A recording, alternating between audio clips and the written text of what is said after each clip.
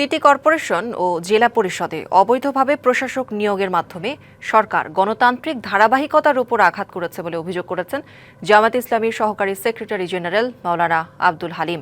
মঙ্গলবার দুপুরে মগবাজারে জামায়াতের কেন্দ্রীয় কার্যালয়ে জরুরি সংবাদ সম্মেলনে আব্দুল হালিম বলেন, এমন নিয়োগের মাধ্যমে সরকার জনগণের মতামত ও জুলাইয়ের স্পিরিটকে অবজ্ঞা করেছে।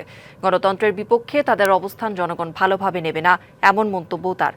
এ সময় তিনি বিশ্ববিদ্যালয়গুলোর ভাইস চ্যান্সেলর ও ইউজিসির চেয়ারম্যান এবং বাংলাদেশ ব্যাংকের গভর্নর নিয়োগে দলীয় বিবেচনার বিষয়েও নিন্দা জানান।